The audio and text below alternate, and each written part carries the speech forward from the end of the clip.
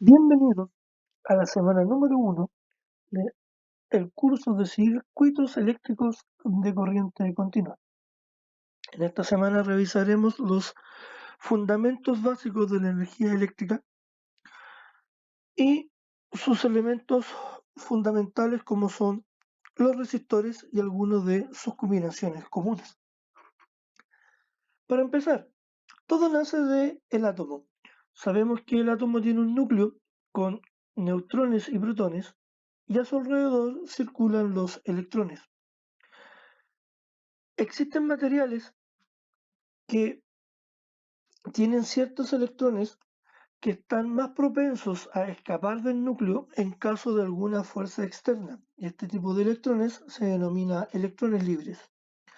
Los electrones libres, cuando se ven afectos a una fuerza externa, que más adelante veremos que es un voltaje o diferencia potencial, estos electrones tienden a saltar de un átomo al otro, de tal manera de que liberan al otro electrón libre que está dentro de este átomo, y este salta hacia otro átomo que libera a ese electrón libre y así sucesivamente, provocando un flujo ordenado de electrones a través de los átomos del material conductor.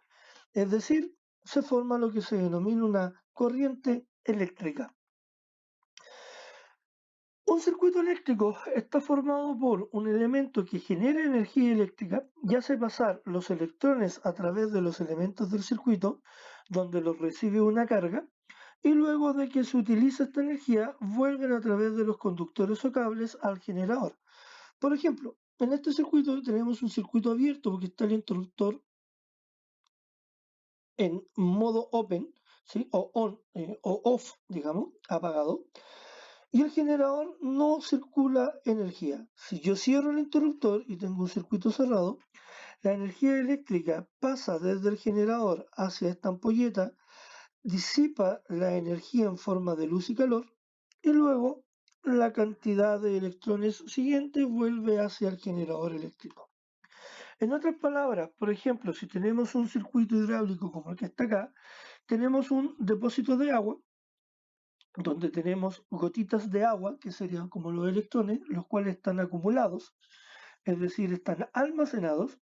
Si yo abro la llave, estas gotitas de agua comienzan a circular y provocan un flujo ordenado de gotitas de agua, que si lo llevamos a un símil eléctrico sería un flujo ordenado de electrones, mueven esta turbina y el agua cae hacia este depósito donde a través de esta bomba toma el agua que está en el depósito y la lleva nuevamente hacia el depósito superior que vuelve a permitir la circulación del agua.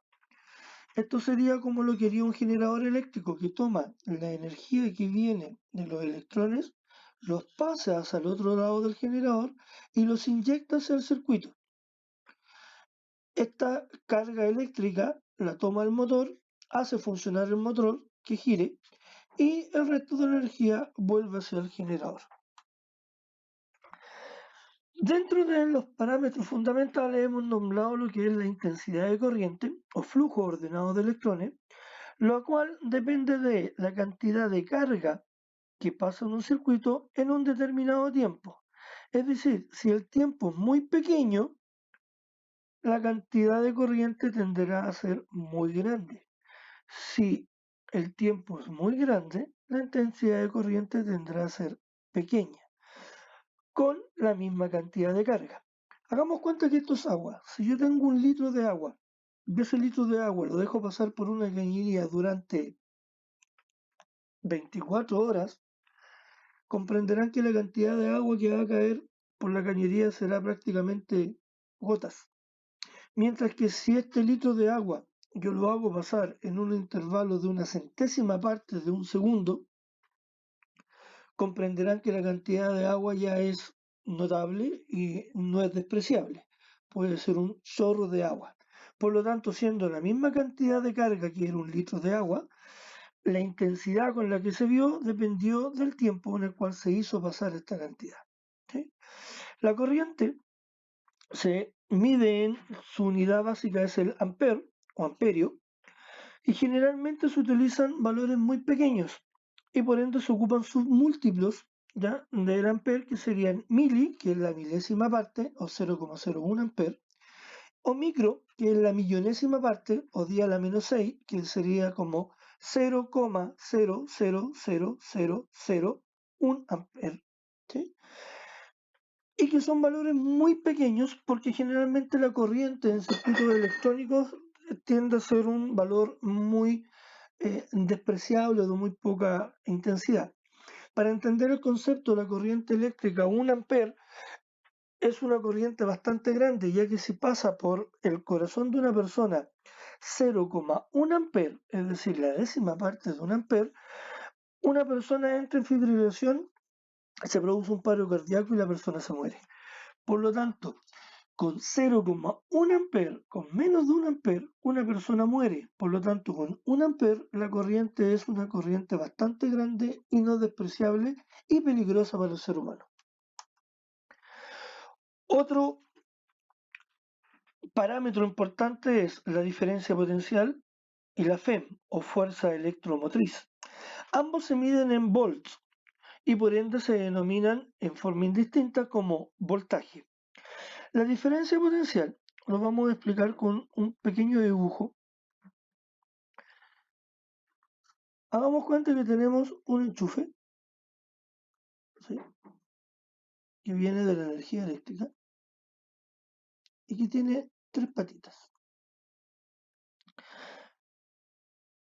Vamos a conectar una ampolleta, ¿ya?, donde esta parte del enchufe, el retorno, y esta va donde viene generalmente la energía, que serían los 220 volts del enchufe de corriente alterna, ¿ya? Y la tercera pata, generalmente por ejemplo, en las lavadoras tienen una tercera pata, generalmente equipos eléctricos grandes, en motores. Esta tercera pata por lo general está conectada a la carcasa de los equipos y eso está conectada a la tierra física por dentro del enchufe, ¿ya?, que llega hasta el tablero, y es una tierra que se entierra físicamente en la tierra, ¿ya?, de la casa, y que se utiliza para evitar de que hayan fugas de energía. Por lo general, dentro de estos tipos de artefactos, el cable de retorno se conecta a esta misma tierra, ¿ya? Por lo tanto, se dejan ambos a la misma referencia. Es decir, si estuviésemos hablando de altura, sería a la altura del piso. Por lo tanto, el retorno está a la misma referencia de la tierra, ¿sí?, para evitar cualquier tipo de fuga de energía que se vaya al circuito, sino que se vaya directamente a la tierra y no afecte o electrocute a las personas. En este caso yo digo que mi circuito tiene 220 volts, es decir, tiene una carga eléctrica acumulada de 220 volts, que cuando conecto al circuito generan una energía eléctrica, es decir, corriente, que enciende la ampolleta y luego retorna hacia el enchufe. Por lo tanto, digo que entre el punto de la fase y el punto de retorno tengo 220 volts. Entre el punto de la fase y la Tierra tengo 220 volts. Pero entre estos dos puntos no tengo voltaje porque los conecté al mismo punto de referencia, es decir, aquí no existe diferencia de potencial, mientras que de este punto al otro sí existe una diferencia tan grande que hace que la corriente pase desde donde hay mayor diferencia potencial a donde hay menos diferencia potencial. En el caso de la FEM es una fuerza electromotriz que generalmente se encuentra en generadores eléctricos de tipo electroquímico y que es una fuerza que mantiene separadas las cargas desde el terminal positivo al terminal negativo de la batería, que es equivalente a decir a la bomba de agua que aspiraba el agua y la llevaba desde un punto del terminal hacia el otro punto del terminal por donde salía el agua hacia el circuito. El voltaje generalmente se expresa en valores muy grandes, al orden de los kilovolts, o también se puede expresar en valores muy pequeños, en valores de los milivolts. Luego tenemos otro parámetro muy importante que es la resistencia eléctrica, que la resistencia eléctrica es la oposición al paso de la corriente. Por ejemplo, pensemos que tenemos una cañería, ¿sí? Y en esta cañería circula agua. Y por lo tanto tenemos que por aquí circula mi corriente de agua. Como la cañería está limpia, la corriente que circula no tiene ningún obstáculo para poder pasar y por lo tanto digo que no existe resistencia que se oponga al paso del agua. Mientras que si yo coloco elementos que obstruyan el paso del agua en forma libre, ¿sí? Mugre, piedra, ¿sí? Lo que va a pasar es que el agua ya no va a pasar en forma libre como anteriormente, por lo tanto aquí no va a pasar el mismo flujo y tiende a pasar menos cantidad de agua. Lo mismo pasa con los conductores eléctricos, dependiendo del material de los conductores, dependiendo del largo y el grosor del conductor, va a pasar más o menos corriente. Si el cable es más grueso, el área es más grande, pasa más corriente porque el elemento es menos resistivo. Es decir, la resistencia depende directamente del largo. Si el cable es muy largo hay mayor resistencia, pero inversamente del área del conductor, es decir, del grosor. Si el cable es muy grueso, tiende a ser menos resistivo. Si el cable es más delgado, tiende a ser más resistivo y por ende soporta menos corriente. Y el otro elemento importante es la resistividad. La resistividad es una como propiedad del cable y depende del material con el que esté hecho. Aquí vemos distintos valores de resistividad y vemos que la plata y el cobre son uno de los elementos que tienen una resistividad más pequeña y por ende se utilizan como conductores porque tienen muy poca resistencia. Dentro de estos materiales, según la resistividad que tengo, si tiene una resistividad muy grande, podremos decir que el material es aislante y por ende no deja circular energía eléctrica y es un muy mal conductor, pero es un muy buen aislante. Luego tenemos lo contrario, que son los materiales conductores, los cuales tienen una resistividad muy pequeña y por ende dejan pasar mucha corriente y por ende son malos resistores. Luego tenemos dos elementos distintos que son los superconductores, que son materiales generalmente de algún tipo no metálico, los cuales a una temperatura muy helada se comportan como un pero muy excelente conductor, con resistividades muy pequeñas, pero por lo general tienen que ser enfriados a temperaturas muy bajas y se utiliza nitrógeno líquido para poder enfriar los cables. Generalmente se utilizan en aplicaciones eh, militares o aplicaciones espaciales. Y existe otro elemento que se llama semiconductor, el cual se denomina semi porque deja pasar la corriente en un solo sentido y no deja que ésta se devuelva. Elemento que se verá más adelante en los transcursos de la a medida que se vayan viendo temas que tengan que ver más con el área electrónica. Ahora podemos ver acá que tenemos un resistor. El resistor es un elemento que tiene pero muy latente su propiedad de resistencia. Es decir, lo que más se ve de él es que es un elemento que se resiste al paso de la corriente. Generalmente tienen franjas que pueden ser 4 como este o 5 franjas.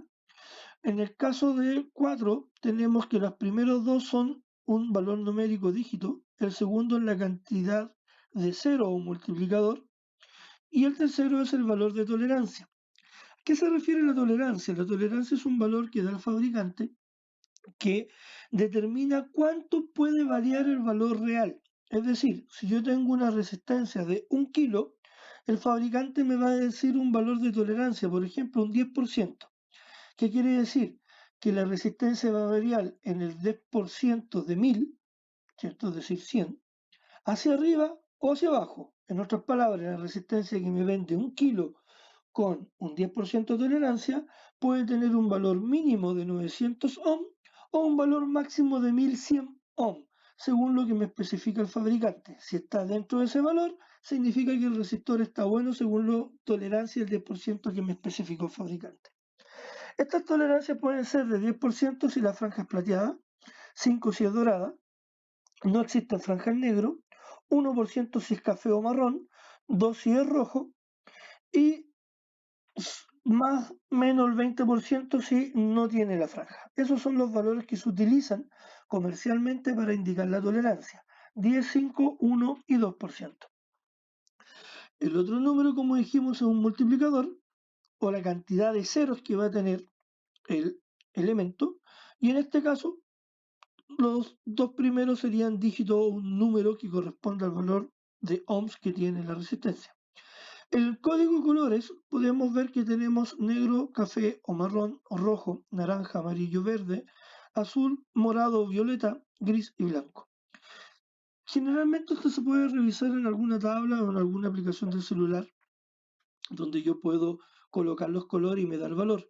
Pero si yo no tengo nada de esto, lo puedo tratar de recordar de una forma mnemotécnica, la cual se utilizaría de la siguiente manera, que es utilizar las primeras letras de cada uno de los colores. De la siguiente forma: Ne, ka, ro, na, ama, ver, azu, bio, gris, bla. Ne, ka, ro, na, ama, ver, azu, bio, gris, bla. Ne de negro, K de café, en este caso marrón, Ro de rojo, Na de naranjo, Ama de amarillo, Ver de verde, Azu de azul, Bio de violeta o morado, Gris de plomo y blanco.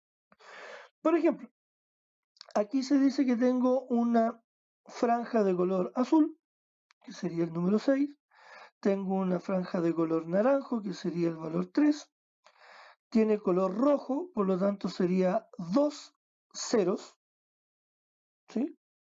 Con una tolerancia dorada que sería el 5%. Es decir, estos son, como tengo dos ceros, un 3, aquí ahí está el punto de los miles, tengo 6.300 ohm, o también 6,3 kilo ohm al 5% de tolerancia. Por ejemplo, si tuviera este valor también, el 63, pero esta franja en vez de ser roja fuera de color negro, yo diría que tengo 0 ceros, es decir, no hay ceros. Por lo tanto, el valor solamente sería 63 ohms. Cuando yo tengo circuitos, yo puedo conectar estos circuitos en serie, es decir, cuando conecto las cargas, una del extremo del otro, tal como aparece aquí, y por lo tanto la corriente pasa a través de ambos elementos, ¿sí? Y la tensión de la fuente se tiende a dividir en ellos. En vez de tener dos elementos resistivos en serie, yo podría tener uno solo, que es equivalente, que se denomina resistencia equivalente, y que en una serie es simplemente la suma de todas las resistencias. Además, puedo tener una conexión que se denomina paralelo, que en el paralelo es conectar los extremos de los elementos entre sí. Por ejemplo, esta fuente está conectada a sus extremos, a los extremos de esta ampolleta, y los extremos a los otros extremos de esta ampolleta. Claramente también podemos tener una resistencia equivalente, que sería la de acá, que en este caso no sería una simple suma, sino que depende de lo que se denomina la conductancia. ¿Qué es lo que es la conductancia? La conductancia, o letra G, es el inverso de la resistencia, es decir, 1 partido por R. Por lo tanto, ¿cómo se calcula la resistencia equivalente? En realidad, yo lo que hago es sumar conductancias. 1 partido por R1, 1 partido por R2, ¿cierto? Más 1 partido por R3, y así sucesivamente, ¿sí? Pero lo que he obtenido en este valor es la conductancia, que no es la resistencia. Por lo tanto, para obtener la resistencia, lo que yo debo hacer es invertir esa conductancia. Y por eso la fórmula de la resistencia equivalente nos da en la parte de abajo la suma de todas las conductancias, y ese valor está invertido para obtener la resistencia equivalente. Se pide al estudiante que pueda leer el material de estudio de la semana, donde se explica de mejor manera en la forma de cálculo y hacer algunos de los ejercicios que están propuestos. Un circuito mixto sería la combinación de circuitos resistivos, series y en paralelo, de tal manera que puedo obtener, haciendo primero la serie de estos dos, luego el paralelo de esto, obtengo una sola resistencia equivalente. Por ejemplo, como tenemos acá, tenemos estos dos elementos que están en paralelo. Dejo como referencia que el lector pueda hacer el cálculo del paralelo de esto. Es 1 partido en 6 más 1 partido en 12, son las conductancias, las sumo y ese valor lo invierto y me daría 4 ohm, que es la resistencia equivalente. Y esa resistencia equivalente queda en serie con la anterior, que eran 5, y lo sumo y me da un valor de 9 ohms. Es importante destacar que la resistencia equivalente en serie es la suma de los elementos, por ende es mayor que la mayor de la resistencia.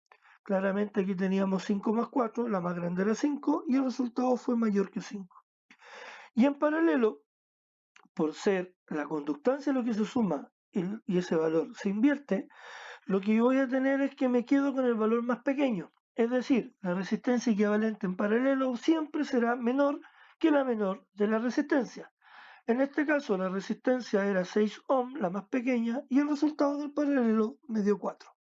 Esto me sirve para cuando yo haga los cálculos, dependiendo de lo que me indique la calculadora, me pueda dar cuenta de si el resultado está bien o está mal, ya que en paralelo siempre la resistencia equivalente será menor que la menor de la resistencia. Y en serie, la resistencia equivalente será mayor que la mayor de la resistencia. ¿Sí? Luego tenemos que, por ejemplo, esta R minúscula que llamaremos R citas, están conectadas de tal forma que R cita 1 no está directamente conectada a R cita 3, sino que de un extremo, pero en el otro interviene R cita 2. Pero entre ellas no están en serie, porque fíjense que la corriente viene por aquí, viene otra corriente por acá y viene otra corriente por acá. Por lo tanto, alimentan a distintas partes de un circuito. Es decir, no están en serie ni están en paralelo. ¿En qué conexión están estos? Tal como se ve aquí, es un triángulo o circuito pi, ya que si esto los coloco hacia acá, me va a dar una forma así, que si lo invierto para poder verlo mejor, tendríamos que sería un circuito pi. ¿Sí? Y lo que tenemos acá, donde están las R mayúsculas, ¿sí? Están conectadas de tal forma que es lo mismo. En la parte de acá arriba no se logra ver una conexión directa con R2 o con R3, pero sí se conectan las tres en este punto de acá. Este circuito se denomina circuito estrella, Y o circuito T, y aquí si esto lo extiendo me queda una T. Existe una fórmula, una relación matemática que me interconecta ambos tipos de resistencia. Para eso lo que se utiliza es lo siguiente. Si yo tengo la resistencia, las R-citas, es decir, tengo el triángulo y quiero obtener la resistencia estrella, lo que yo digo es R1, que está aquí, será ¿a qué extremos de los triángulos se encuentra? Con R1, con R-cita 1 y R-cita 3, que están aquí arriba. Los multiplico y los sumo, y los divido por la suma de los tres. R-cita 1, R-cita 3 y R-cita 2.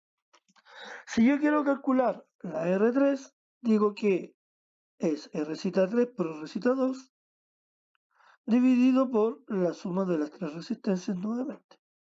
Si yo quiero R2, R'U por R'U dividido por la suma de las tres resistencias. Si al contrario yo tengo el circuito estrella y quiero el triángulo, que es las relaciones de acá arriba, si yo quiero calcular el R'U, yo digo que R'U ve a R3 con R2 más R3 con R1 más R1 con R2. Y todo eso dividido por la resistencia más lejana a la que yo calculo, que en este caso sería R3.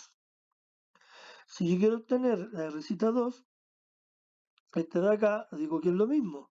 Es S por S sumado a R1 por R3 sumado a R1 por R2 dividido por la resistencia más lejana que sería R1. Sería la expresión de acá. En el caso de querer obtener la R3 de aquí, aplico lo mismo. Son esas dos, esta por esta, más esta por esta, más esa por esa, dividido por la resistencia más lejana a R3, que en este caso sería R2. Y sería la relación de acá. Bueno, hemos terminado esta semana. Se insiste que el lector pueda leer el material de estudio de la semana y también realice los ejercicios propuestos para que pueda ahondar más en los temas que hemos tratado en esta presentación. Muchas gracias, nos estamos viendo en la próxima semana.